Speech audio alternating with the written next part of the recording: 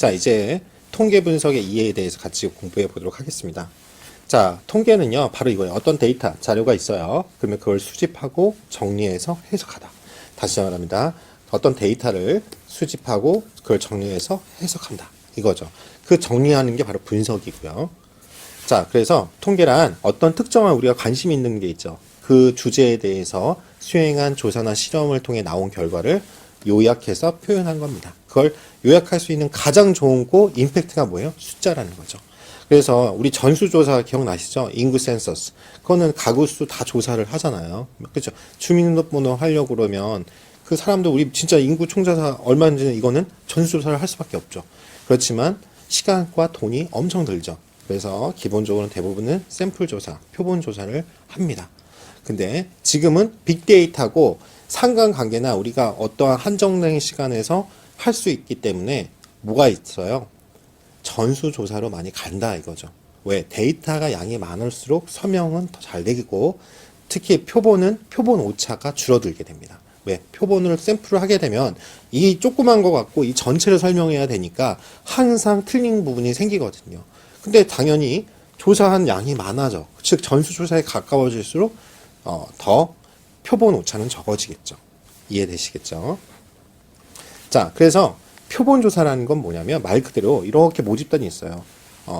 우리가 관심 있는 예를 들어서 40대 어떠한 남성, 중년 남성을 대상으로 하는 어떤 옷이나 어떤 걸 개발을 한다고 해요. 그러면 그 중을 40대를 전국의 40대를 다 조사할 수 없잖아요. 그러니까 표본을 뽑는 거죠. 그리고 이 표본을 갖고 우리가 통계적 분석을 통해서 결과가 나오면 이게 맞는지를 적용해서 예측을 하는 거죠. 우리 타겟 그룹에. 그래서 모집단이란 바로 이 전체 조사하고자 하는 대상 집단 전체를 말하고 그리고 그 원소는 모집단 구성이 각각 남자, 여자, 그쵸? 이렇게 있겠죠. 그리고 표본이란 그 모집단의 일부, 즉 우리가 수학으로 하면 이 모집단은 하나의 셋, 즉 집합으로 나타내면 सब셋이죠. 부분 집합이 되는 거죠. 그래서 모수란, 그렇죠? 모수란 말이 나와요. 이 모집단의 각각의 속성이나 특징을 나타내는 통계값, 즉 모집단의 평균, 모평균, 모집단이 표본에서 틀린 모표준 편차차, 상관 개수 이런 것들을 말합니다.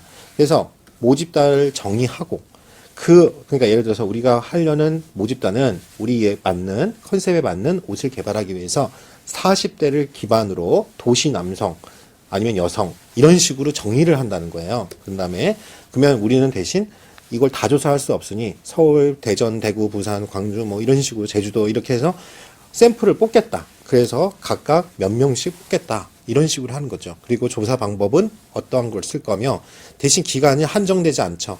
한정돼야죠. 뭐냐면 예를 들어서 4월 1일부터 4월 30일까지 한 달간 조사하겠다. 뭐 이렇게 설정을 하는 거죠. 그리고 추출 방법은 어떻게 하겠다. 이렇게 명시를 하고 조사 계획서를 하고 시작을 하는 겁니다. 바로 이게 보통 경영학과에선 마케팅 조사라는 방법으로 이 통계 기법을 공부하는 거죠. 자, 그래서 이렇게 되어 있습니다. 2010년 인구주택 총조사 일부를 한번 보시면 이렇게 아이디 1번, 2번 그지 사람이겠죠. 대신 개인 식별, 비식별 한 거겠죠. 그쵸? 개인정보가 되니까. 그래서 이분 여성, 성별 이런 게 속성이잖아요. 이런 각각들이 뭐예요? 레코드죠. 그리고 나이 이게 특성들이잖아요. 가구주와의 관계, 학력, 출생아 전체를 우리가 관찰 데이터 대상으로부터 속성들을 측정한 이 자료들의 모임을 우리가 데이터셋이라고 우리가 보통 하죠. 그리고 이 열은 다시 말하자면 속성, 그쵸? 변수, 우리가로 말하면 variable이 돼요. 지금까지 우리가 배웠던 그 행은 각각 우리가 관측치, 그쵸? 그렇게 보시면 될 것 같습니다.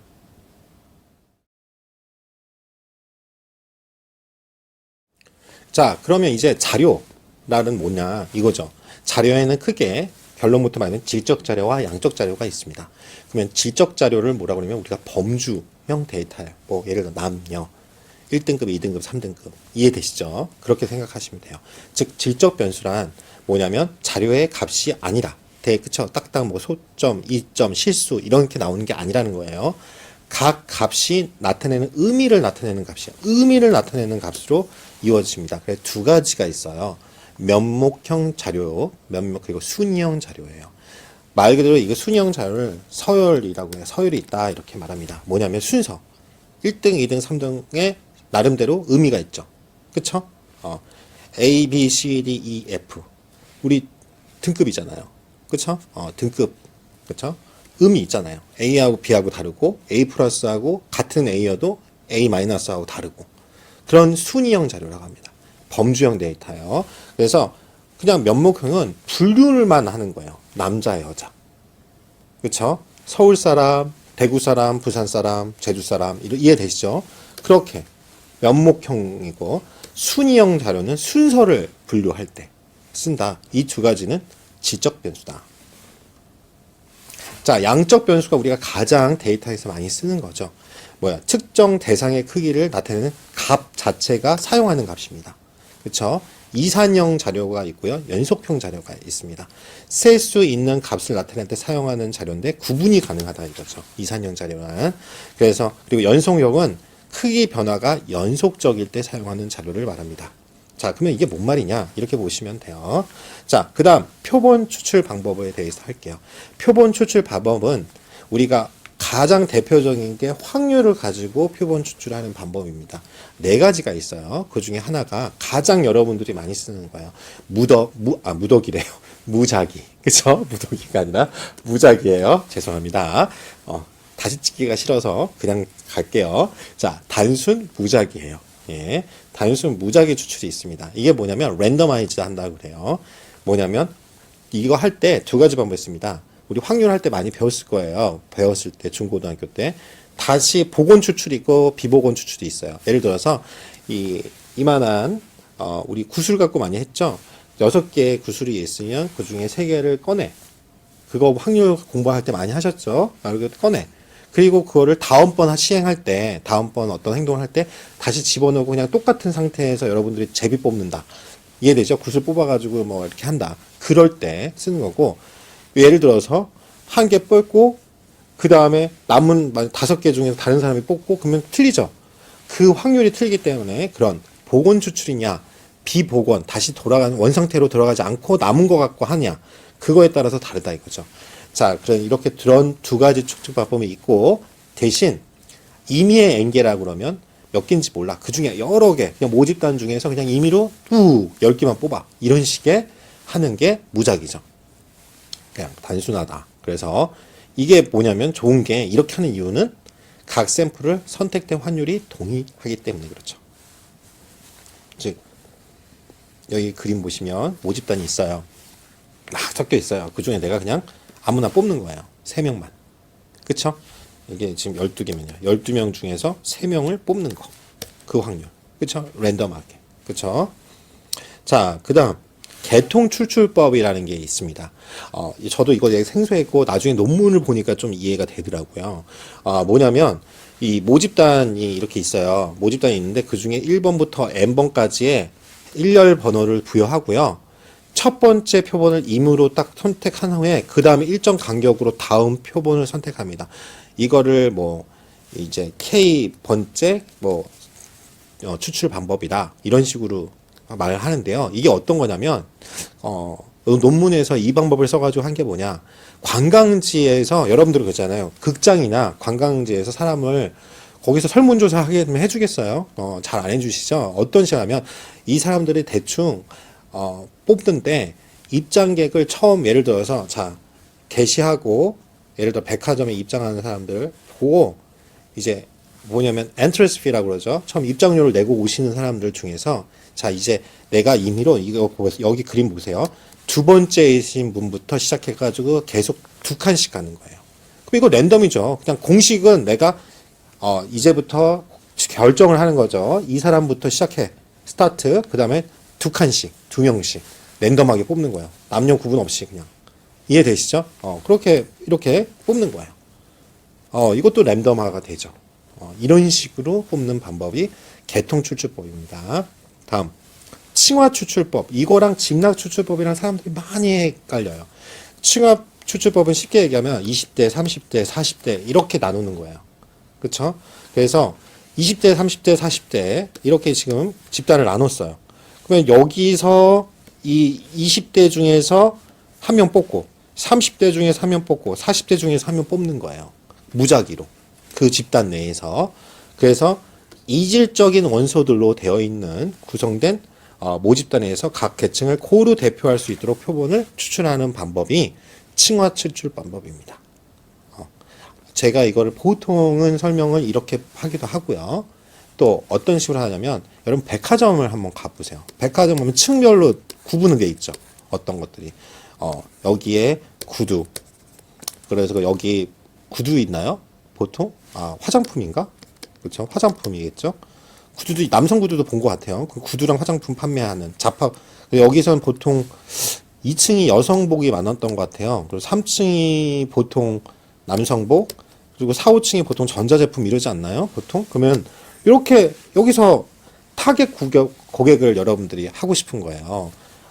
진짜 이게 마케팅 조사할 때 이런 식으로 많이 하는데, 요 사시는 분들은 관심이 있으니까 그 층에 머물렀을 거냐. 그 중에서 한 명 뽑고 인터뷰를 하던가, 설문을 하고, 요 여성 고객들 중에서 한 분들 중에서 뽑고, 또 남성 층에 있는 분들 중에서 설문조사해서 왜 어떤 제품 브랜드를 선호하는가, 뭐 이런 거 조사하는 거, 이렇게 생각하시면 돼요. 그래서 층별로 이렇게 생각하시면 되고, 다음에 집락이 바로 군집이라고 보면 돼요.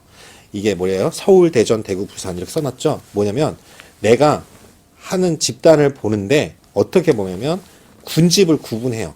그러면 그 군집 안에는 사람들이 20대도 있을 거 30대도 아까 틀린 그거예요. 층화 추천 20대, 30대, 40대예요. 그러면은 그 안에는 어떻게 돼요? 층별로 나눴으니까 다 20대겠죠. 단 어떻게 돼요? 그 안에 서울, 대구, 부산 사람들이 있을 거고, 그렇죠? 여러분들이 추출을 한다고 그러면 각종이 아까 백화점도 서울에 있는 백화점이라 서울 사람만 있는 게 아니잖아요. 각 층마다 그렇게 보시면 돼요.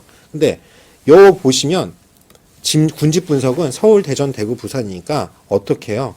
군집별로 다르다 이거예요. 군집별로 표본을 집단 전체를 추출하니까 여기 안에는 어떤 사람들이 있겠어요? 군집별로는 20대도 있고 30대도 있고 40대도 있어요. 이해되시죠? 그래서 군집을 구분하고 군집별로 단순 무작위를 할 거냐. 일단 군집을 나눠. A 집단, B 집단, C 집단. 그 다음에 단순으로 그냥 거기서 랜덤하고 우리가 처음 썼던 그거를 하던가, 아니면 지역으로 표본 추출을 하던가, 다단계 표본 추출을 하던가 이렇게 합니다. 그러니까 예를 들어서 여기 보시면 추출 단위를 집락, 읍면동 이렇게 한 거예요. 그렇게 하면은 일단은 이게 추출 작업이 다른 데보다 좀 쉽습니다. 비용도 절감이 되고요. 그래서 예를 들어서 여기 보시면 서울 시민의 자동차 현황 조사를 해요. 그냥 전체가 서울시가 400개 동이 있다고 하면 그 중에 50개 동만 딱 선택해서 이 동 안에서만 몇 명을 추리는 거예요. 그 중에서 무조건 100명. 그렇죠? 각 동마다 100명씩 조사를 해. 그래도 벌써 50개니까 5,000명이잖아요. 이해되시죠? 이런 식으로 조사하는 방법.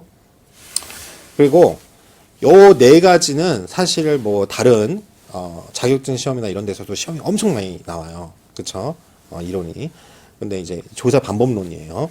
자, 근데 여기까지는 다 과학적인 방법이고, 실무에서는 근데 사실 여러분들이 보통 어떻게 해요? 보고서 보면 2주, 다음 주까지. 보통 이게 많거든요.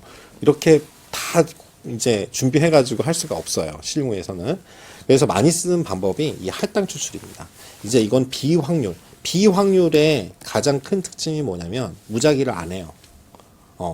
자, 판단은 뭐냐면, 그래서 비즈니스 도메인이 많으신 분들이 이렇게 해요. 그냥 임원분들이 야, 지금 가서 뭐예요? 내가 판단하기에 내 지금까지의 경험상 이런 사람들이 많이 하니까, 자, 저기 가서 영업사원들 아니면 거기 관련있는 점주들에게 가가지고 조사해와. 이런 게 그냥 판단해서 수출하는 거죠. 그쵸? 실물은 이렇게 많이 하죠. 그리고 할당은 뭐냐면 그나마 이게 층화 표본 추출 우리가 했던 거 있죠. 조사를 하는 거예요. 이게. 그래서 예를 들어서 우리가 가서 조사를 할 때 백화점마다 조사를 하는 거예요. 근데 무작위로 추출을 하는 게 아니에요. 시간이 정해져 있으니까 그냥 오후 2시부터 3시까지.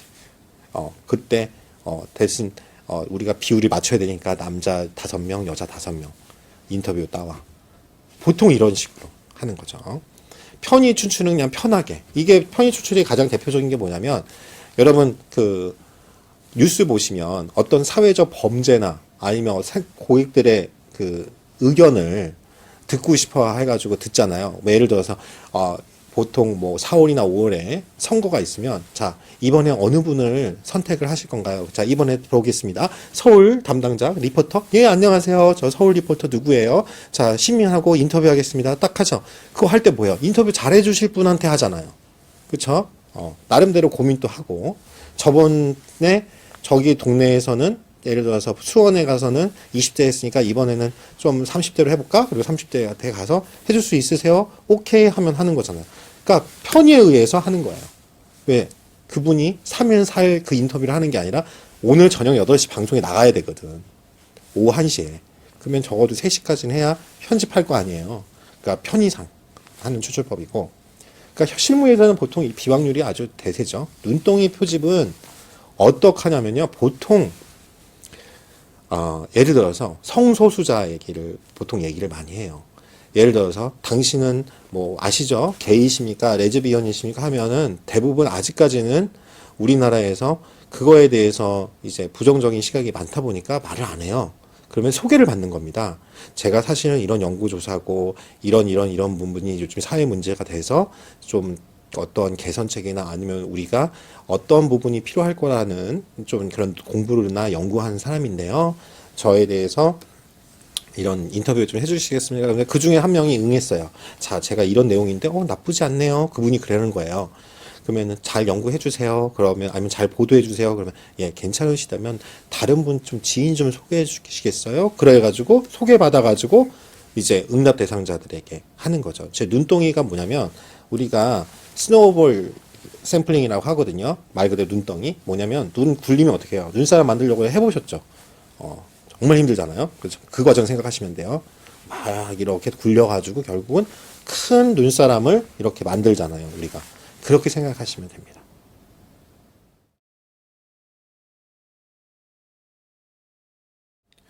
자, 또 시험에서는 이제 많이 언급되는 게 척도입니다. 여러분 척도 이거는 기초적인 통계에서 꼭 아셔야 되는 건데요. 아까 말씀드린 것처럼 크게 네 가지가 있습니다. 척도는 면목, 서열, 등간, 비율이 있어요. 그래서 보통 우리가 설문조사 같은 거 하게 되면 등간 척도고 요즘에 우리가 빅데이터 데이터 분석 같은 데서는 이제 비율 척도로 나옵니다. 자, 면목 척도는 뭐냐면 가장 낮은 수준의 척도입니다. 단지 측정 대상의 특성만 나타내는 거예요. 그냥 숫자나 기호로 그냥 할당합니다. 예를 들어 특성 간 대소 비교도 의미가 없어요. 예를 들어 성별, 남녀, 그리고 선수 등번호. 그쵸? 그거는 의미가 없이 그냥 등번호 준 거예요. 이해되시죠? 자, 서열은 뭐냐면 우리 학급 성차를 생각하면 1등부터 40등까지 뭐예요? 의미가 있죠.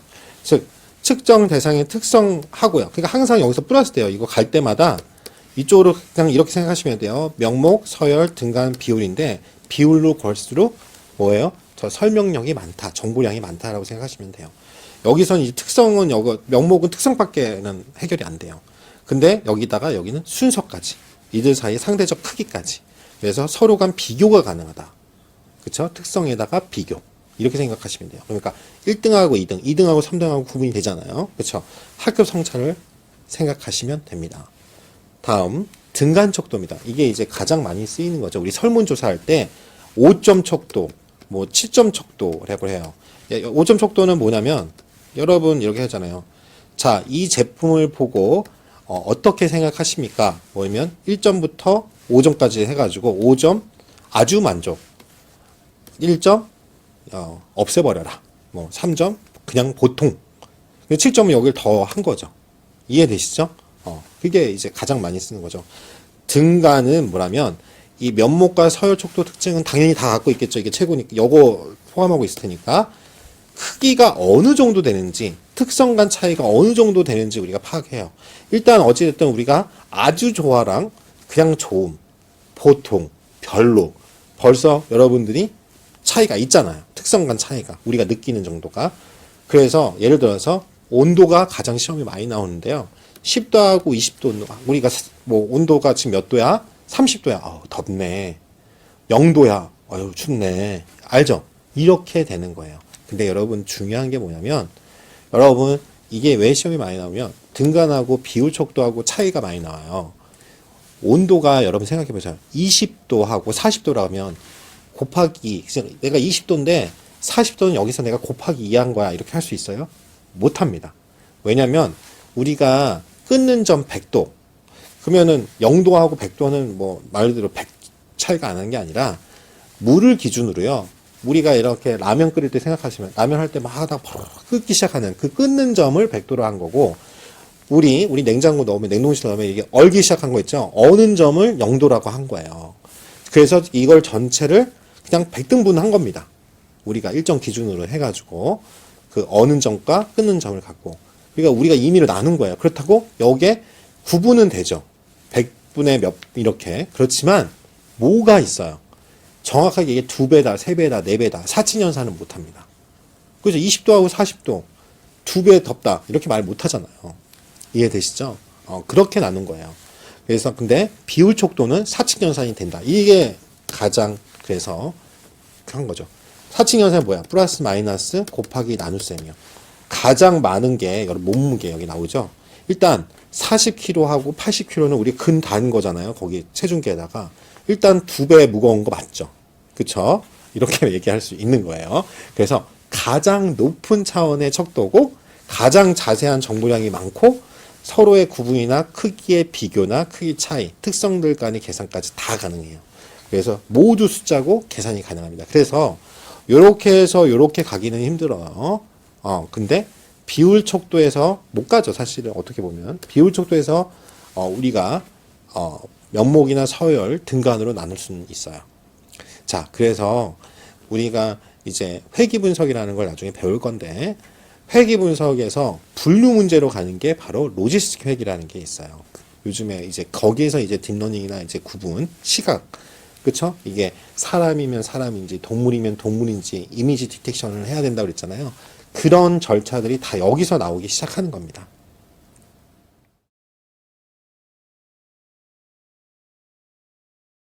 자, 이제 통계 분석에 대해서 같이 공부해 볼게요. 그래서 통계 분석이란 어떻게 정의할 수 있냐? 어떠한 특정한 집단이나 불확실한 어떤 우리가 현상, 그걸 대상으로 자료를 수집합니다. 그래서 수집해서 결국 뭐예요? 대상 집단에 대한 우리가 정보를 구해 가지고 적절한 통계 분석 방법을 위해서 정리한다고 그랬죠? 그래서 의사결정을 하는 게 가장 하는 과정이 우리가 통계 분석하는 과정이고 그걸 통계적 추론이라고 합니다. 즉 대상 집단에 의해서 우리가 정보를 가져가지고 자료를 요약하고 정리하고 그거를 숫자나 그림으로 정리된 각종 통계 그거 뭐예요? 시각화죠. 그렇게 하는 단계가 통계 분석 과정이고요. 그래서 여러분들이 아셔야 될 게 통계적 추론이라는 내용이 뭐냐 이거예요. 우리가 수집된 자료를 이용해서 대상 집단, 즉 그걸 모집단이라고 하죠. 그의 의사결정을 하는 겁니다. 그 방법이 보통 추정, 가설 검정, 예측인데요. 추정이라고 하면, estimation 하면 뭐냐면 어떤 모집단이 있습니다. 그러면 그 모집단에 대해서 우리가 샘플링을 하죠. 그 샘플링한 결과를 가지고 이 모집단의 특성은 어떨 거야 하고 얘기하는 게 바로 추정, estimation이고 가설 검정은 나중에 추후로 배우겠지만 바로 H0, H1 이렇게 보통은 나타내요. 뭐냐면 어떤 것이 차이가 없다. 이렇게 놓고 아니다. 내가 주장하는 거예요. 연구를 하는 목적이 이건 차이가 있으니까 있다는 걸 내가 검정을 하는 거죠. 그게 가설 검정이에요. 약간 실험적인 논문이라고 보시면 돼요. 자, 그 다음에 예측은 뭐냐면 우리가 프로젝션 같은 걸 하는 거예요. 미래가 어떤지 모르니까 과거 3년치 아니면 현재 데이터를 가지고 이제 보통 마케팅 부서에 있는 친구들이 이런 걸 많이 쓰는데요. 내년 3년치까지는 어떻게 될 거야. 근데 그냥 우리가 하는 게 아니라 데이터를 근거로 하는 거죠. 이게 forecasting이죠. 일반적으로 기술 통계라는 말이 많습니다. 기술 통계라는 말 그대로 서술하다 이거예요. 기술하다. 우리가 기술한다고 그러잖아요. 수집단 자료를 정리 요약하는 기술 통계고요. 자체적으로도 여러 용도로 하지만 되게 자세한 통계적 분석을 위한 가장 기초적인 그렇죠? 전 단계 역할을 하는 것이 바로 기술 통계입니다. 네, 확률 기초 이론에 관해서 같이 공부해 보도록 하겠습니다. 자, 확률이란 무엇이냐? 그렇죠? 특정 사건이 일어날 가능성의 척도죠. 그냥 간단하게 하면 어떤 것이 일어날 우리가 예측치를 예를 들어서 나중에 설명했지만 y-hat이라고 할게요. 정확한 실제 값을 y라고 보통을 합니다. 그러면 이게 실제로 일어날 게 다 진짜 일어난다고 그러면 1이라고 하고요. 그게 일어나지 않는다고 그러면 0. 그러면 우리가 알고 싶은 이 둘 중에 하나가 값이 되겠죠. 그래서 뭐 이게 실제로 이렇게 일어날 이 관측치 실제 값을 나중에 결과가 나오는데 그거랑 맞출 확률이 얼마나 되나. 그쵸? 여러분들 로또 생각하시면 돼요. 로또 할 때 내가 어떤 거를 막 프로그램을 만들었어. 로또, 그쵸? 예측 프로그램을. 그러면 거기에 실제 나중에 225회차 로또 번호가 찍 나오잖아요. 근데 거기에 맞출 확률이 보통 0.9. 그러면은 이거 다 사겠죠. 저도 제발 이런 거 만들어줬으면 좋겠어요. 저희 수업 듣는 분들 중에서 컴퓨터 과학과분들 만드는데 제발 이런 프로그램 만들어줘가지고 했으면 고맙겠어요. 그렇죠? 0.9% 나와야 제가 구매할게요.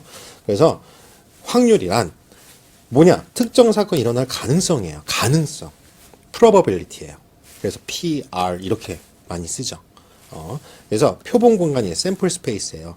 그 확률 자체가 도박사들에서 나왔어요. 실제로 맞추고 싶잖아요. 그렇죠? 그래서 거기 표본 공간, 샘플 스페이스에 나타날 수 있는 모든 결과의 집합이에요. 예를 들어서 실제로 이걸 이용하시는 분들 많습니다. 여러분들이 제 과거에 대해서 잘 모르시는데요. 제가 20대 후반에 잠깐 미국에 있었거든요. 라스베가스에서 카지노 딜러였습니다. 블랙잭 21 딜러였는데 거기에 룰렛 하시는 분들 보시면 이 번호가 막 돌잖아요. 이렇게 뭐예요? 막 적어요. 몇 번 나왔나? 뭐 룰렛판 보면 이렇게 되게 도박장 그러잖아요. 그러면 요 종이를 하나 줘요. 그러면 적어요. 뭐 나왔는지. 검정색에 25번. 이렇게 뭐 10번 했는데 그러면 이렇게 적는 거예요. 25. 이런 게 뭐라고 해요? 셋이죠. 몇 번 숫자가 몇 번 나왔지? 셋. 이런 거 적는 거죠. 그리고 확률 계산하시는 분들이 있어요. 그 나름대로 과학적으로 하시는 거죠. 통계를 아시는 사람이에요. 그렇죠? 그래서 요 모든 각각에 나오는 것들이 셋. 이걸 셋이라고 하죠. 집합입니다. 그리고 요 공간, 전체 나오는 공간, 통계적 실험에서 모든 가능한 결과의 집합을 표본 공간이라고 하고요. 이 각각들을 뭐래요? element, 속성. 원소죠. 속성이 아니라, 죄송합니다. 원소, element라고 해요. 나타낼 수 있는 각각 개개의 결과값들. 이해되시죠? 그래서 특징이 뭐냐? 이거 아실 거예요. 여집합이죠. A라는 어떤 공간에 나타날 수 있는 가능성이 A라고 하면 요거의 반대. 이거 여집합이죠. AC. 그쵸? 요거 두 개 다 더하면 확률은 무조건 1이죠. 그쵸? 그리고 이거는 아닌 요걸 구하려면 1에서 전체가 1이니까 A를 그쵸? A의 확률 빼주면 되는 거죠. 그리고 우리가 합집합 공식 알죠? 이거 생각 두 개가 이 사건이 있을 때 요거는 교집합이고 다 복습하는 거예요. 중학교 수학. 요거하고 요거 합치면 요게 두 번 더해지는 거니까 빼주고. 근데 이 빼줄 때 그냥 빼주는 게 아니라 두 개가 같이 연관이 있고 아니면 떨어져 있는 경우는 우리 알다시피 교집합이 0일 테니까 그냥 요것만 더하죠. 그러면 이게 사건이 독립사건이냐 아니냐가 중요하죠. 자 보면 사건 이벤트요. 표본공간의 부분집합 배반사건하고 독립사건인데 배반사건이라는 발인 건 거죠. 교집합이 존재하지 않는 거예요. 그쵸? 그래서 여러분들이 이제 많이 헷갈렸던 게 저도 배반사건하고 독립사건하고 뭐야? 그런데 배반사건은 교집합이 존재하지 않는 거예요. 그쵸? 바로 이거죠. 이 교집합이 없는 거예요. 근데 독립사건은 뭐냐면 이거예요. 어떤 사건이 일어났을 때 또 이거 일어나고 이거 일어나지 않아도 이거 일어나는 거예요. 이해되시죠? 그럴 때 우리는 그건 따로따로 독립된 사건이다 라고 하는 거예요. 그리고 이 표를 잘 보셔야 돼요. 이게 뭐냐면 이게 바로 조건부 확률인데 A가 일어났을 때 그걸 전제하는 거죠. 그 조건에 있을 때 B가 일어날 확률이 독립은 그냥 항상 일어나니까 P 그쵸? PB 그쵸? 이렇게 나타낸다 이거죠.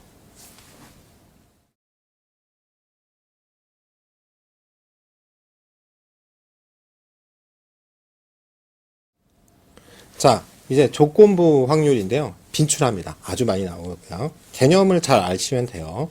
자, 보시면 조건부 우리 아까 잠깐 했겠지만 확률이 아닌 어떤 사건 A가 일어날 때예요. A가 그럴 때 사건 B가 일어날 확률.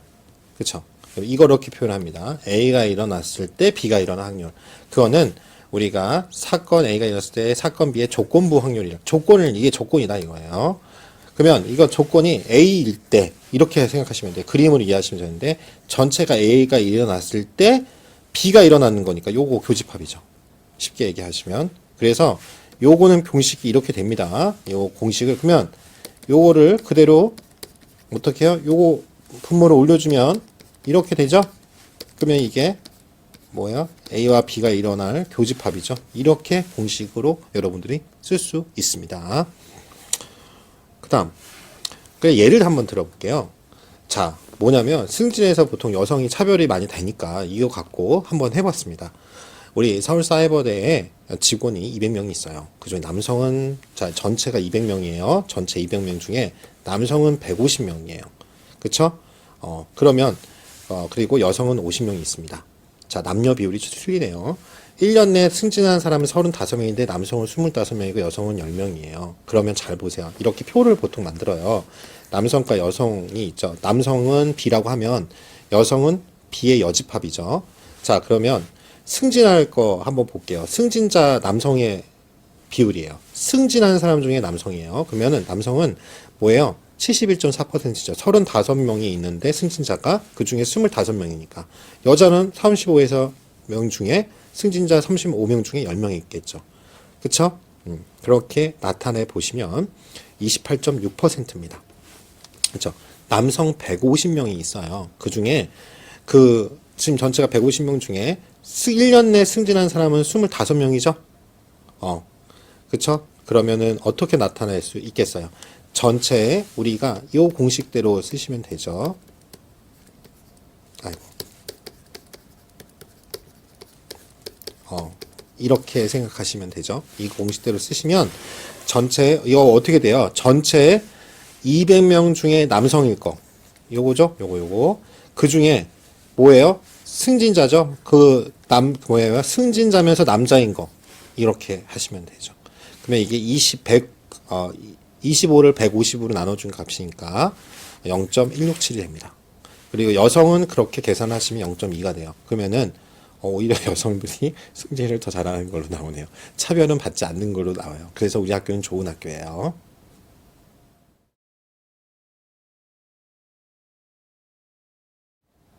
자, 이제는요. 확률 변수에 대해서 같이 공부할게요. 확률 변수, random variable이라고 하는데요. 어떤 특정 값이 나타날 가능성이 확률적으로 주어지는 변수입니다. 그래서 실험 결과를 숫자로 표현하는 방법이고 숫자에 따라서 확률이 부여됩니다. 그래서 이 확률 변수는 이 개념보다 이걸 잘 아셔야 돼요. 이산형이냐 연속형이냐, discrete random variable이냐 continuous random variable이냐. 그냥 이거 뭐냐면 우리가 확률값을 갖다 셀 수 있는 실수값이에요. 예를 들어서 우리 주사위는 6면으로 돼 있잖아요. 1부터 6개 점 찍혀 있잖아요. 윗면수 같은 경우 그래서 1, 2, 3, 4, 5, 6 1이 나올 확률, 2이 나갈 확률, 3이 나올 확률 이런 다 6분의 1이라고 우리 배웠겠지만 그걸 이제 나온 횟수를 이렇게 딱 표현을 할 수 있죠. 그래서 바 차트로 표현이 됩니다. 근데 연속형은 뭐냐면 특정 실수 구간에 0이 아닌 확률을 갖는 확률 변수예요. 그리고 요 두 개를 다 합친 게 결합 확률 분포라고 합니다. 그러면 이 개념만 잘 이해하시고 직접 보시면 자, 확률 분포란 뭐냐 이거예요. 수집된 자료에서 어떤 정보를 우리가 얻고자 합니다. 그때 수집된 자료가 어떤 특정한 확률 분포를 따른다고 가정을 해요. 그게 이산형이냐 연속형이냐. 그래서 이산형은 공부를 할 건데요.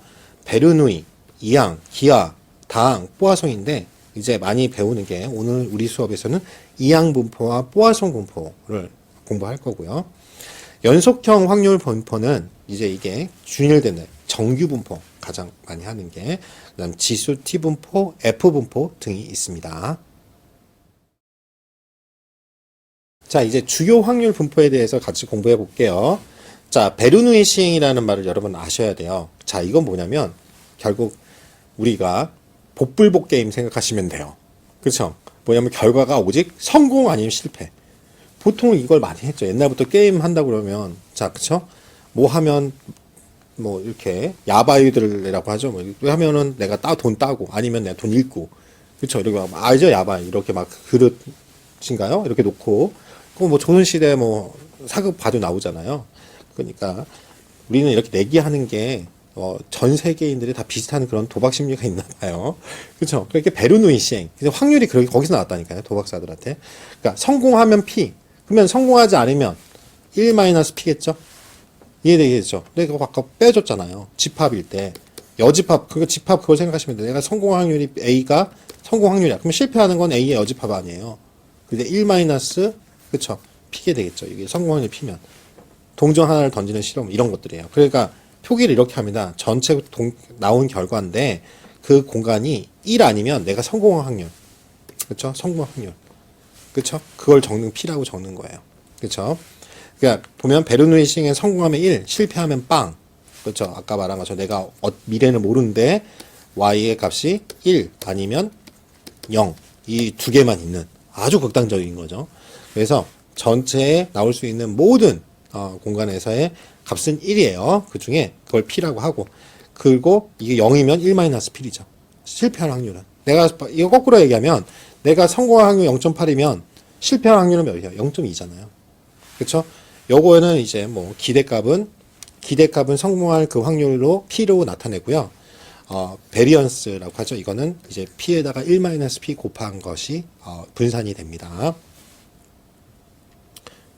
자, 그래서 여기서 이제 파생되는 것 중에 이제 이항분포라고 하는 거죠. 이항분포는 뭐냐면 비슷해요. 베르누이는 이제 성공하고 실패만 나타내는데, 이건 내가 이제 한 번 하는 게임이 아니라 원타임이 아니라 n번을 시행했을 때 성공할 확률. 아까 치면은 한 번이니까 1이잖아요. 여기 n이에요. n번 시행했을 때 성공할 확률이에요. 즉 뭐냐면 성공 확률이 P, 우리가 예를 들어서 0.8, 80% 있다면 이 베르누이 시행을 n번 반복했을 때는 성공 횟수가 얼마일까? 우리가 이런 거 궁금하잖아요. 도박사들이 뭐겠어요? 여러분 저희 가면 이것도 이렇게 하는 거 있잖아요. 이거 고일 때 한 번 해가지고 내가 근데 성공 80% 했어. 그러면은 내가 몇 번을 이걸 하면은 성공할까 궁금하지 않겠어요? 그러니까 그걸 생각하시면 돼요. 이항분포가. 그래서 이항분포의 확률은 n번, 즉 내가 10번을 갔어. 막말 카지노를 10번을 갔어. 10번을 갔는데 그 중에 몇 번 성공하냐 이거예요. 여러분 로또를 샀어. 몇 번 성공하냐 이거예요. 그렇죠? 그래서 n번 시행해서 x에 성공할 확률이에요. 그러면 뭐야? 이게 컨비네이션 조합이죠. n 컨비네이션 x입니다. 그러면 우리 공식 이거 알죠? n 팩토리얼에서 x, 그쵸? 우리가 한 회 성공할 걸 x 팩토리얼, n-x 팩토리얼. 그쵸? 그러면 n 팩토리얼이라는 건 우리 뭐 알고리즘 강의에도 뵙겠지만 반복 수행이죠. n부터 1까지 다 곱해주는 거잖아요.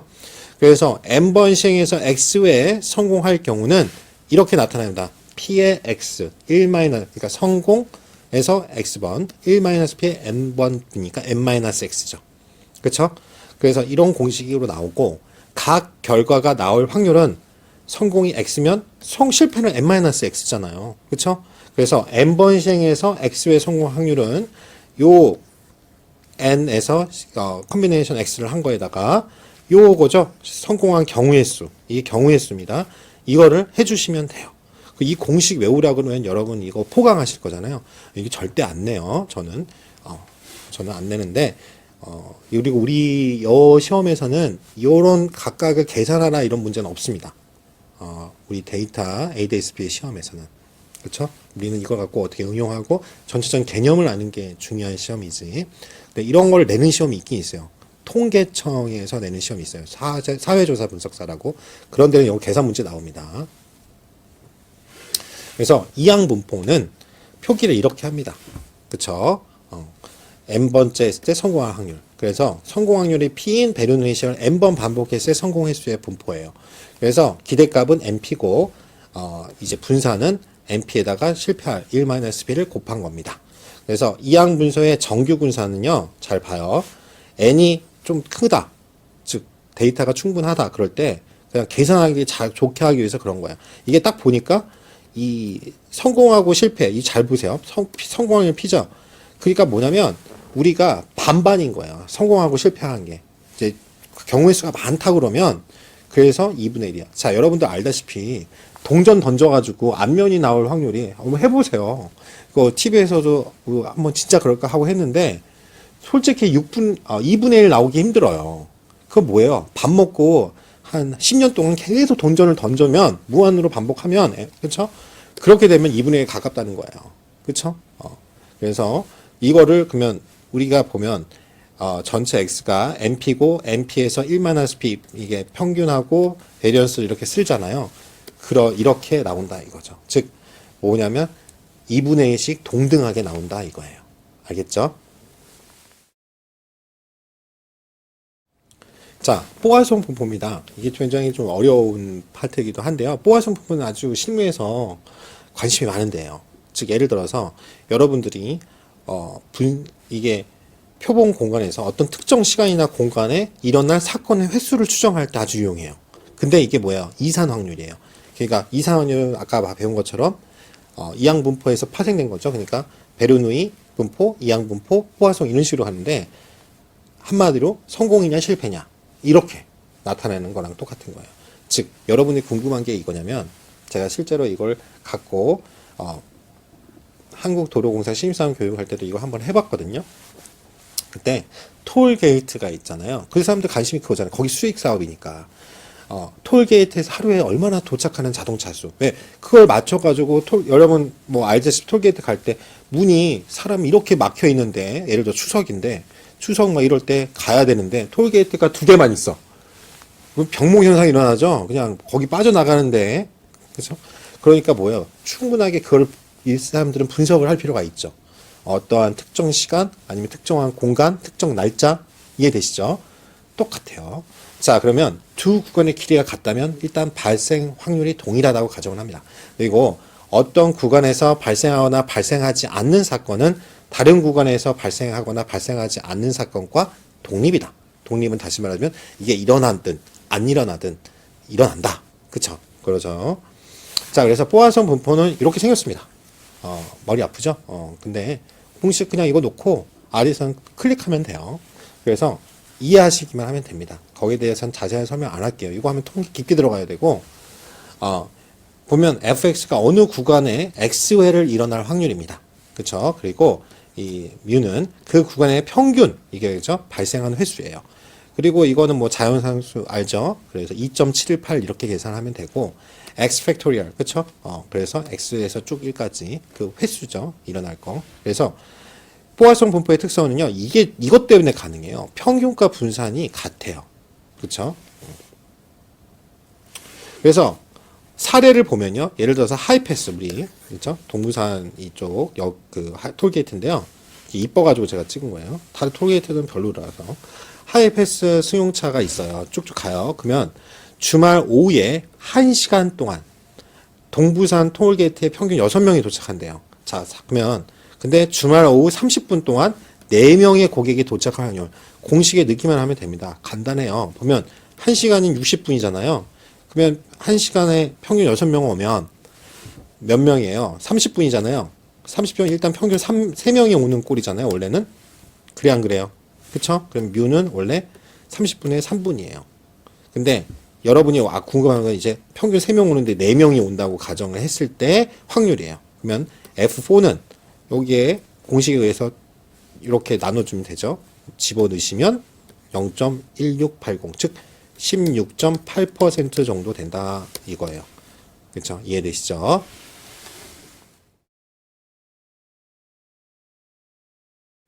예, 여러분 이제 정규 분포에 대해서 같이 공부해 볼게요. 정규 분포 우리 많이 봤겠지만 이 전체에 이쪽 가운데에 있는 종의 모양을 갖고 있고요. 여기에 있는 게 가운데가 뮤, 평균값입니다. 모집단일 경우에요. 자, 그래서 중심에서 확률 밀도가 가장 높으며 멀어질수록 급격하게 확률 밀도가 낮아지고 그쵸? 요 중간 점수를 중심으로 대칭인 거. 그쵸? 이거 중심이 아니라 평균이죠. 평균을 중심으로 대칭인 거예요. 못합니다. 즉 평균은 뮤, 분산은 분산이죠. 말 그대로 이렇게 표시하죠. 평균 분산. 그래서 그 정규 확률 밀도 함수는 뭐 보통 이제 뭐 알다시피 자연함수고 3.14고 그래서 이렇게 표시를 합니다. 그냥 이런 값다 생각하시면 돼요. 즉 중요한 건 뭐냐면요. 이걸 다 더하면 뭐예요? 1이에요. 그리고 여러분들은 이거를 이제 저도 예전에 처음에 그냥 봤을 때도 그런 값다만 했는데 중요한 건 이 저기가 밀도죠. 이 적분한 값이거든요, 결국은. 그래서 각각을 대해서 적분한 값이다. 그래서 이건 확률 밀도 함수다. 밀도라는 게 중요하고요. 1이다. 그래서 예를 들어서 여기서부터 여기까지가 뭐예요? 예를 들어서 0.95다. 이렇게 나타낸다 이거죠. 자, 그래서 특징만 공부하시면 됩니다. 그래서 평균은 뮤고 표준 벡터는 그쵸? 베리언스는 이렇게 표시하는데 요거에 따라 달라지고요. 최고점은 평균의 위치에 있죠. 우리 아까 이 그림 다시 보시면 평균은 이 최고점이 여기에 있죠. 그래서 중앙값이자 최빈값입니다. 평균을 중심으로 대칭 종 모양으로 되어 있고요. 자, 이게 중요합니다. 정규 확률 밀도 함수의 높낮이를, 그러니까 아까 이거 보시면 여기는 되게 높고 여기는 되게 낮잖아요. 그걸 어떻게 결정하냐면 표준 편차가 크면 넓고 평평하고, 지금 아까 본 것처럼 이렇게 평평하고, 만약 표준 편차가 적으면 이렇게 우뚝 쏘죠. 첨도가 높아져요.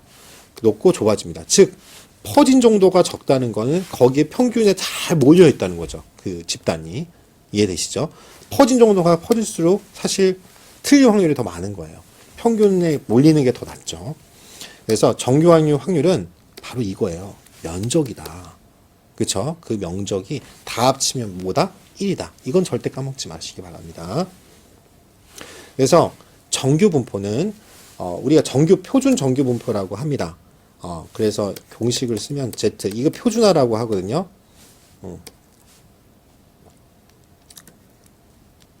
갑자기 생각이 안 나네요. 표준화 공식이 시그마 스탠다드 디비에이션, 그쵸? 이렇게 나타내죠. 자, 뭐냐면 우리가 이 평균 뮤값 있잖아요. 뮤값이 있어요. 평균값.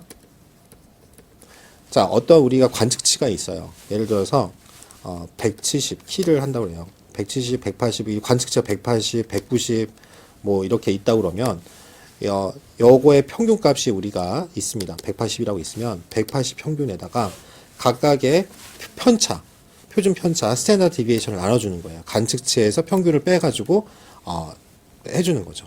그 스탠다드 디비에이션을 나눠주는 거예요. 그래서 이거를 표준화라고 합니다. 표준화. 뭐냐면 표준화가 왜 필요해요? 우리가 구별을 하기 위해서, 다른 분포랑 서로 비교를 하기 위해서는 표준화 작업을 해야죠. 단위 같은 경우를 정리해 주기 위해서 그렇게 하는 겁니다.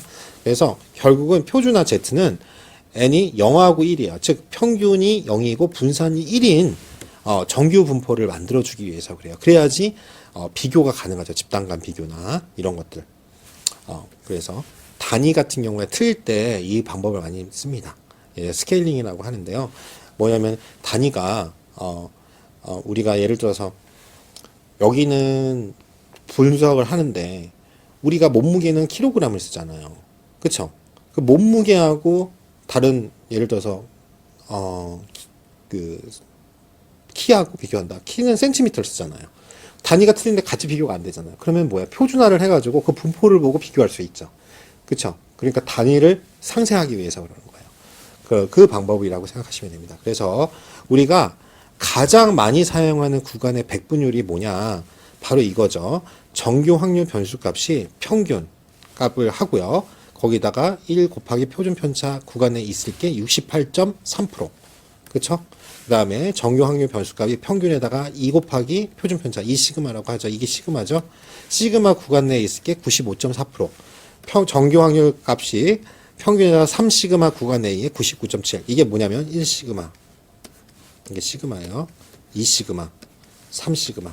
자, 그러면 요 구간의 백분율이 여기까지는 이 면적이니까 68%를 선명한다 이거예요. 이 면적이 전체 이 집단에. 그리고 2시그마니까 여기까지겠죠. 여기까지, 여기서부터 여기까지 면적, 아래 면적이니까 이게 95%. 그리고 여기까지가 그냥 99%. 그래서 우리가 원하는 게 99.7%니까 0.3% 미만으로 우리 그때 설명했죠. 양품이 나오고 나머지는 불량품을 이 정도로 줄이는 게 6시그마 운동이라고 했죠. 품질 관리 쪽에서. 자, 그래서 우리가 이거에 대한 확률 분포에 대한 실습을 통해서 우리가 마무리를 짓도록 하겠습니다. 네, 그러면 이제부터 확률 분포, 그 중에서도 오늘은 일단 이항 확률 분포와 뽀아송 확률 분포에 대해서 같이 실습해 보도록 하겠습니다. 자, 그러면요. 화면을 켜시고요. 저희가 ADSP R22의 확률 분포라는, 그쵸? 그걸 한번 켜보고요. 이거는 어떤, 우리가 임포트 해야 되는 어떤 파일이 없으니까 여러분들이 직접 치셔도 되겠죠. 직접 치셔도 될 겁니다. 자, 이항 확률 분포. 성공이냐, 실패냐. 그 값이 P냐, 1-P냐. 성공할 확률이 30%면 실패 확률이 70%. 이해되시죠? 그래서 바이놈이라, 바이라는 게 두 가지라는 뜻이잖아요. 그래서 d바이놈이라는 함수예요. 근데 저도 이거 맨날 헷갈리는데 R 원래 노미네이션 하면 R을 쓰잖아요. 근데 이거 안 쓴다는 거 꼭 기억하시고요. 그리고 이 함수는 안에 이렇게 세 가지의 그 변수명을 넣게 돼 있어요. 그게 x, size, probability의 약자죠. prob 이렇게 확률값 구하는 겁니다. x는 우리가 원하는 변수값이에요. 그거 구하고자 하는 거고요. 사이즈는 전체 n. 그쵸? 이게 n번 반복 시험에 나타날 수 있는 x값을 구하는 거잖아요. 그래서 그게 그 확률이 probability가 p. 성공할 확률이죠. p. 자, 이거예요. 그때 우리가 dnom이라고 하고요. 전체 우리가 0, 1, 2, 3, 4, 그쵸? 총 4가지의 이제 성공 횟수인 거예요. 한 번 또 성공 못하는 거, 한 번, 두 번, 세 번 이렇게 딱딱 이산적으로 끊어져 있다. 이런 거 했죠. 그런 것들 나타낼 때 나중에 그래프로 그릴 때 뭐예요? 바 차트, 바 플러스로 여러분들이 그리잖아요. 그걸 생각하시면 돼요. 막대 그래프 형태로 마냥 우리가 그릴 거예요. 자, 그래서 한 번도 성공 못하는 확률. 그렇죠. 이런 식으로 나타내고 싶은 거예요. 0번, 한 번, 두 번, 세 번 이렇게 반복 수행할 때 그때 사이즈는 이제 전체가 세 가지다. 세 개가 있다. 그쵸? 1, 2, 3. 자, 그 다음에 probability 성공할 확률 P는 0.9다. 이제 이거를 d바이노미널 함수를 써서 이거를 P라는 변수에서 집어넣겠습니다. 그리고 P값을 한번 보시면 결과값이 벌써 나왔어요. 그랬더니 0일 때는 0.001, 1일 때는 0.027, 2일 때는 0.243, 3일 때는 0.729라는 값이 나왔어요. 그렇죠? 세 번 반복, 즉 한 번도 안 성공할 때 그게 90%가 이상의 내가 성공 확률은 1%밖에 안 되고 결국 세 번 반복 시행하면은 0.72까지 올라간다는 걸 여러분들이 성공 확률이 나오는 거예요. 즉 이건 뭐냐면 저 밑에 보니까 우리가 어떤 인터넷 서버에다가 접속할 때 성공할 횟수를 알고 싶은 거네요. 그렇죠? 자, 그래서 네임즈를 이제 어떤 표나 어떤 걸 만들고 싶어서 네임을 다 주겠어요. 그러면 0, 1, 2, 3 원래 그대로 넣어볼게요. 그리고 P를 보니까 값이 나오죠? 0, 1, 2, 3. 자, 이걸 뭐 표로 만들고 싶으면 여기다가 뭐만 하면 돼요? 이 P를 데이터 프레임으로 바꿔주시기만 하면 되죠. 자, 이제는 우리 마플롯이라는 함수를 사용해서 그래프를 한번 그려보겠습니다. 마플롯 함수에다가 처음에는 뭐예요? P. 그쵸? 전체 이 P라는 이 데이터, 지금 보이시는 이 데이터를 쓸 거고, 컬러는 레드, 빨간색으로 표시해줘. 그리고 거기에 빨간색에 표시되는 각각 안에 컬러는 빨간색이죠? 근데 블랙으로, 검정색으로 테두리가 있겠죠. 그리고 메인은 보통 제목이죠. 이항 확률 분포라는 제목을 했고요. X레이블의 약자, X랩은 X축의 이름이죠. 접속 성공 횟수라고 하겠습니다. 그리고 이제 컨트롤 엔터 치면 결과가 나오죠? 이항 확률 분포 나오죠. 그러면 접속 성공 횟수가 0번일 때 0.01%밖에 안 되지만 세 번 정도 하면 0.7, 그죠? 29, 0.73% 정도의 접속 성공 횟수를 보인다. 즉 반복 수행하면 성공할 수 있다. 자, 이런 거를 보여주는 거죠. 자, 다음 우리가 대기행렬이나 어떠한 적정한 어떤 시간대, 어떤 구간의 특정한 것들, 특정 구간이나 시간에 우리가 알고 싶을 때 구하는 이상 확률 변수를 뽀아송 분포라고 했습니다. 그때 람다 값이 3인 뽀아송 분포 그래프를 한번 그려보도록 할게요. 자, 뽀아송 디스트리뷰션 플롯이라고 합니다. 자, 그러면 여러 가지가 있지만 뽀아송의 약자, POIS, 그쵸? 그 밀도 함수는 density, 이게 D가 density 약자예요. 밀도, 그쵸? 각각 퍼센티지라서 그래요. 뽀아송 펑션이라고 하고요. 자, 그러면 이거는 X하고 간단해요. 코드는 X 전체에 우리가 알고 있으면 람다 값, 아까 3이라고 했잖아요. 네, 그걸 하고 싶은데요. 그러면 바로 플롯 그리면 됩니다. D 뽀아송 안은 저 0부터 10까지 있는데 원소값이 람다는 3, 그쵸? 그 뽀아송 분포를 그려줘. 타입은 H고요. 그 다음에 메인 이름은 뽀아송 분포 람다는 3. 자, 이렇게 플롯을 그려보겠습니다. 그랬더니 어떻게 해요? 지금 뽀아송 람다가 3일 때 각각 그래프 플롯이 그려지는 걸 여러분들이 볼 수 있을 겁니다. 자, 이제는 뭐냐면 그게 아니라 아까 x하고 람다였죠? 자, 얘가 이거예요. 그거를 p가 x가 15일 때. 자, 이게 뭐냐? 문제를 이렇게 바꾼 거예요. 뭐냐면 우리 이론 시간에 배웠던 동부산 톨게이트 생각해 보겠습니다. 거기에 1시간당 방문 고객 수가 람다가 평균 그죠? 20인 걸 알아요. 20인 걸. 방문 고객 수가 얘는 뽀아송 분포를 따른다고 합니다. 자, 그때 1시간당 방문 고객 수가 15명일 확률을 이렇게 지금 한 거죠. 그렇죠? 그러면 D 뽀아송 X는 15죠. 15 우리가 알고 싶은 값은. 근데 평균적으로 우리가 이게 나오는 람다가 20이라는 걸 이미 알고 있어요. 이 알 때 D 뽀아송 밀도 함수를 딱 구해 본다 이거예요. 그렇죠? 잠시만요. 그랬더니 여기 결과값 나오죠? 0.015164 바로 이렇게 결과값이 나왔습니다. 0.05니까 5% 정도 되네요. 자, 그 다음에 이제 누적 확률입니다. 누적 분포 함수는 P 뽀아송입니다. 그쵸? P 뽀아송은 어떤 값이 Q가 있어요. 그리고 람다, 그 로워 테일, true냐, false냐, 자, 이런 식으로, 여러분들이 코드를 입력하시면 돼요. 지금 여기에, 가로가 없네요. 가로를 줘볼게요. 자, 이게 뭐냐면, 이거예요. 자, 실제로 아까 동부산 톨게이트 생각하시면 됩니다.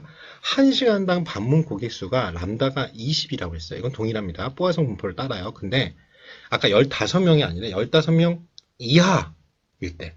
즉 그러니까 테일인데 로우어죠. 이하니까 로우어 테일일 때. 이해되시죠? 이 옵션이 하나 더 추가되는 겁니다. 그리고 이하인 확률이니까 15 아까 하나는 점처럼 딱 다 15명일 때 이건데 그게 아니라 11명도 되고 2명도 되고 3명도 되고 14명, 15명까지잖아요. 15명 이하니까 전체를 다 누적했으니까 P 뽀아송 분포를 써야겠죠. 전체를 다 알고 싶어서. 그리고 그럴 때 어떻게 해요? P 뽀아송하고 Q는 뭐라요? 15라고 우리가 주어주고요. 15명 이하니까. 그리고 이하라는 걸 알 수 있는 게 lower dot tail이란 true 이 옵션이 있어야 됩니다.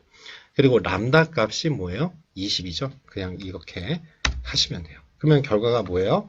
0.156513이 커질 수밖에 없죠. 아까 15명일 때는 그쵸? 0.5%지만 한 명도 없은 거에서 15명까지니까 누적 함수니까 그게 뭐예요?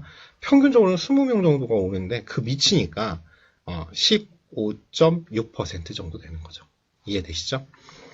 그런 다음에 이거를 여러분들이 역으로 구한다고 하면 아까 D 뽀아송이 C가 말 그대로 쉽죠? 0에서부터 15까지 그러니까 결국은 뭐예요? 요 전체 요거랑 똑같잖아요. 요렇게 아니죠. 여기 P 뽀아송에서 15명 이하일 때 Q가 15지만 로우어 테일이 true라는 이 옵션을 쓰기 싫으면 D 뽀아송에서도 그대로 나오죠. 0에서부터 15까지 전체 값을 갖고 있고 x가 람다가 20개다. 그러면 하나 그거를 다 뭐예요? sum 더하라. 그러면 결과는 동일하게 나오겠죠. 그렇죠. 여러분 0.15653 6513일이 나옵니다. 그래서 15.6% 정도 된다는 걸 여러분들이 알 수 있습니다. 자, 여기까지가 여러분들 이항 확률, 그렇죠? 이항 확률 분포와 뽀아송 확률 분포였습니다. 예, 이제는요, 표준 정규 분포에 대해서 같이 실습해 볼게요. 한번 표준 정규 분포가 어떻게 생겼는지, 우리 지지플랫으로 이용해가지고 볼 수 있는 걸 할 건데요. 그 전에 잠깐 설명을 드리면, 여기 지금 설명했지만, dnom이라는 게 확률 밀도 함수 구하는 건데요. 그때 이제, 그러니까 정규 분포를 할 때, 노미널리제이션이 정교하다는 뜻이잖아요. 그때 density, 이 d가 density예요. 즉 밀도 함수니까 dnom이라는 거 함수를 쓸 거고요. 그때 x는 우리가 구하고자 하는 변수값이고 여기 보시면 min 0과 1, 그쵸? 표준 편차가 1인, 그쵸? min이 0이고 스탠다드 디비에이션이 1인. 그것이 바로 표준 정규 분포라고 했어요. 자, 라이브러리 ggplot2를 해야지만 이제 우리가 할 수 있고요. ggplot이라는 함수에는 기억나시나 모르겠어요. 처음에 만약 x가 마이너스 4부터 4까지 데이터 프레임으로 있어요. 그리고 aesthetics 기억나시죠? 어떤 형태는 x 값을 갖고 할 거고요. 그 전체 값을 다 쓰겠다 이거죠. x 전체를 데이터 프레임으로 된 걸. 그리고 여기 플러스 해줘야죠. 그런 다음에 한 칸 뜰 때 스탠다드 펑션이라고 해가지고 스텝 펑션 이제 바 플롯 형태로 보여질 거예요. 근데 그것이 어떠냐면 펑션이 이게 펀이 기억나시죠? 펑션이에요. 그게 그냥 막대 그래프가 아니라 어떤가 디놈 기억나시죠? 아까 말하던 확률, 밀도 함수로 나타내고 그 아그스 리스트가 미는 0이고 스탠다드 디비에이션이 1인 이 코드를 이용하셔서 해야 되고요. 컬러는 빨간색이고 사이즈는 전체가 1이에요. 확률 100%. 그쵸? 그걸로 나타내고 지지 타이틀은 이제 올해 그냥 플랫이나 이런 데다가 메인 그 이름 적는 거랑 똑같아요. 그래프 of standard normal distance 표준 정규 분포. 그쵸? 그거예요. 표준 정규 분포. 그 이름으로 하겠다 이거예요. 자, 그러면 이걸 똑같이 컨트롤 엔터해서 그래프를 한번 볼까요? 자, 줌 기능 이용해서 같이 한번 보겠습니다. 자, 기억나시죠? 자, 여기 보시면 어떻게 되어 있어요? 이렇게 다시 한번 이론 시간 했던 거 기억나시나 모르겠어요. 종 모양을 하고 있고요. 양쪽 대칭이죠. 자, 평균이 0. 그쵸? x가 0인 걸 보실 수 있고요. 그리고 양쪽 대칭이 된다. 이렇게 보여요. 그리고 중요한 거는 이 확률 밀도기 때문에 이 전체의 합은 적분한 거죠. 결국 이 밑에 아래에 있는 그래프 아래에 있는 값은 다 더하면 1이. 그렇죠? 잊지 마시기 바랍니다. 이렇게 표준 정규 분포를 한번 그려봤어요. 자, 이거는 코드는 나중에 비슷하게 쓰셔가지고 여러분 파인 튜닝 하시면 되고요. gg플ot은. 그 다음에 denom 아까 확률 밀도 함수. 그래서 x는 구하고자 하는 변수 값이에요. 자, 이제 이런 문제가 주어질 때 여러분들이 표준화시키는 공식 정도는 알고 있으셔야 돼요. 그게 주어지지 않기 때문에 인터넷 우리가 서버에서 접속하여 이용하는 평균 시간이 2분 정도라고 할게요. 그리고 표준 편차 스탠다드 디비에이션은 30초입니다. 일단 초가 나왔기 때문에 작은 단위로 해야 계산이 되겠죠. 평균 시간이 한 120초 정도 된다 거예요. 자, 그러면은 우리가 표준화 변수를 만들고 싶어요. z값을 할 때는 어떻게 해줘요? x-에다가 평균을 하고 나누기 뭐예요? 그 다음에 스탠다드 디비에이션, 즉 표준 편차를 나눠주게 되어 있습니다. 표준화 공식은 제가 뭐 자세하게 이런 시간에 설명을 안 했어요. 공식은 어차피 주어지니까. 근데 여러분들 이걸 한번 하고 그 다음에 코드를 집어넣을 수 있으니까 꼭 기억하시기 바라고요. 보통은 다른 통계학 시험에서는 이거 꼭 나옵니다. 이 표준화 하는 거는 주어지지 않고 이거 정도는 물어봐요. 그렇죠? 보통. 그래서 계산 문제 나올 때. 근데 뭐냐면, Z는, 우리 표준화가는 뭐냐면, 봐봐요. 평균을 기준으로. 떨어진 정도가 스탠다드 디비에이션이냐. 그러니까 나눠주는 거예요. 자, 그리고 평균에서 떨어진 정도. 내가 관측치잖아요. 그러니까 X. 왜냐면, 그래야 0을 만들어주는 거죠. 똑같지. 그래서 표준 편차, 표준 정규 분포를 만들어주기 위해서 120 평균을 기준으로. 그게 0이 돼야 되니까. 자, 그래서, X가 우리가 값이 있고 거기서 120을 빼고 그리고 그 전체를 스탠다드 디비에이션 즉 표준 편차로 나눠 그러면 30이 되겠죠. 자, 이게 Z는 이렇게 구한다는 걸 알고 있어요. 자, X가 이제 주어져야겠죠. 자, 근데 60초 미만이라고 지금 됐어요. 60보다 작아야겠죠. 한 59초, 뭐 54초, 0초 이거 다 합친 거예요. 자, 그 확률이에요. P가 X가 60보다 적을 때 확률이야. 그러면 P는 Z값이 또 60초 미만이니까 이것도 0과 1에 대한 표준화를 시켜야겠죠? 자, 그러면 어떻게 되냐? Z는 x-120에 30 나눠준 거 아시죠? 근데 그게 60초 미만일 때는 이것도 표준화 시켜야죠. 60초로 하면 안 되죠? 그러면 평균 시간이 다를 거 아니에요? 그거를 0초로 놔야 되니까 표준화를 60에서 120초 평균 시간인 102분 120초를 나누고 빼고 그 다음에 표준 편차인 30을 나눠줍니다. 그러면 뭐가 나와요? 계산하면 마이너스 2가 나올 겁니다. 마이너스 2보다 Z가 작을 경우. 자, 이거를 다 이렇게, 왜냐면 30 다 지워지고, 요게 마이너스 2가 남잖아요. 그러니까 X 마이너스, 그쵸? 요게 뭔지 모르겠지만, 요 Z가, 마이너스 2초보다 적은 거예요. 자, 그러면 이거를 뭘 써야 돼요? D놈 쓰면 안 되고, 작은 거니까, P놈, 우리 배웠던 P놈을 써야겠죠? 누적 함수. 확률 값을 해요. 그때 P놈은 다시 말하지만 Q 어떤 값이 있고, 그쵸? 그 값이 정교화된 값이겠죠. 확률 변수값. 그리고 미는 0, 스탠다드 디비에이션 1. 그쵸? 표준화니까. 그리고 로우어 테일이 true예요, false예요? true죠. 왜? 60초 미만이니까 아래에 있어야 되니까. 그러니까 마이너스 2, 민 0, 스탠다드 디비에이션 1, 로우어 테일 뭐예요? true. 이거를 p 넘으로 해서 하면 0.0227 이렇게 나와요. 그러면은 이게 2.2% 정도 되네요. 그쵸? 그러니까 60초보다는 오래 있네요. 왜? 평균 시간이 2분이니까. 그쵸? 그렇게 된 것 같아요. 자, 그런 다음에 우리는 뭐냐면 상위 이제 정말 많이 쓰는 이건 뭐 오히려 평균 2분보다 더 많겠죠. 상위 어떤 데이터에서 10%에 해당하는 사용자의 표준화 값과 몇 초를인지 실제 몇 초니까 나중에 이걸 표준한 거를 다시 원래대로 복귀를 시켜야 될 거예요. 자, 표준화 값 먼저 할게요. 뭐냐면 qnom을 하는데 뭐예요? 상위 10%니까 0.1. 왜? 누적이니까. 누적한 값이 0.1이에요. 자, 근데 잘 봐요. 원래는 누적한 게 이게 밑에서부터 하려면 0.9야겠죠? 그쵸? 여기 뒤에 것만이니까. 근데 0.1이에요. 그러면 밑에 거는 아니고 위에 것만 알고 싶다는 거 아니에요? 그럴 때 미는 0, 스탠다드 디비전 1인데 로어 테일이 true예요, false예요? false죠. 0.1이 아래가 아니라 위다 인 거예요. 그쵸? 상위 10%니까. 그래서 요거를 p 값으로 놓고 그쵸? 이 p를 구해 볼게요. 그러니까 1.2815 이렇게 나와요. 그쵸? 상위 10%는 원래 0하고 1인데 1.28이에요. 그쵸? 그러니까 초과한 거죠. 자, 그러면 요 값을 실제로 그러면 그 사람들이 표준화한 게 1보다 큰 거죠. 1.28이니까. 그러면 요 값을 집어 p가 들어가겠죠. 이 값이 1.28이 여기에 들어갈 거예요. 60초를 더하고 이게 공식 원래 표준화한 공식을 거꾸로 하면 돼요. 그리고 120을 더해요. 그렇죠? 평균보다 지금 많은 거잖아요. 그렇죠? 초과해서 그걸 더해서 x값 구하니까 아이고 100 상위 10%는 196.8초. 그렇죠? 그만큼 거기에 많이 접속해서 한다. 만약 이게 게임이면 게임을 더 많이 한다. 이렇게 보여요. 이렇게 생각하시면 될 것 같습니다. 여기까지가 표준 정규 분포의 실습이었습니다.